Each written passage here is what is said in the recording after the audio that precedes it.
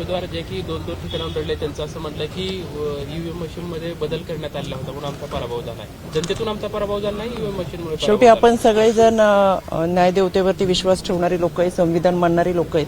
त्याच्यामुळे जर असं काही घडलं असेल तर न्यायालयीन प्रक्रियेमधून जाऊन नाही मागावं असं मला वाटतं. ज्यांनी आक्षेप घेतला त्या उमेदवार स्वतः दोन प्रभागातून लढत होत्या. निवडणुकीच्या पूर्वी सातत्याने तुमच्यावर देखील त्यांनी टीका केली होती.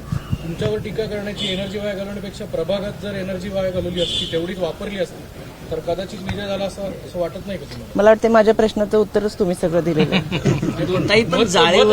पण यामध्ये मला असं वाटतं जनतेने जो कौल दिलाय तो एकदा पण स्वीकारलेला आहे. त्याच्यामुळे आत्मचिंतन करण्याची फार मोठी गरज आहे असं मला वाटतं. आणि या सगळ्यांमध्ये खरं तर ही मी जसं म्हणलं निवडणुकीमध्ये हार जीत ही होत असते, ती मान्य करणं, खुल्या मनाने मान्य करणं फार महत्वाचं आहे असं मला वाटतं. पण ज्या प्रभागात त्यांना उमेदवारी दिली होती, 2 प्रभाग होते. एक प्रभाग क्रमांक 25 जो मूळ पुणेकरांचा आहे, जिथे पेठा आहेत, मध्यवर्ती भाग आहेत, त्यांचं तिथे बरंचसं नेटवर्क आहे.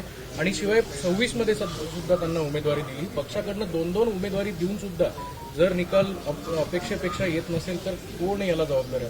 मला असं वाटतं पक्ष याबाबत निश्चितपणाने विचार करेल. दोन पक्षातील 2 पदं देण्यावर त्यांचा आक्षेप होता. 2 ह्याच्यावरती उमेदवारी घेतली आणि ईव्हीएम मशीनमुळे खरं तर जाळीवर चढणं योग्य वाटतं का? कारण की जिथं संविधानाच्या बाबतीत पुणेसारख्या शहरामध्ये खरं तर पुणेकरांनी हे सगळं पाहिलं. पुणेकरांना अशा गोष्टी आवडत नाहीत. शेवटी तुम्ही एक न्यायालयीन प्रक्रिया आहे, एक लोकशाही आहे, एक संविधानिक प्रक्रिया सुरू असताना तर त्या प्रक्रियेमधून जाणं फार गरजेचं आहे असं पुणेकरांचं असं. आणि पुणेकर हे सुज्ञ पुणेकर आहेत, समंजस पुणेकर आणि पुणेकर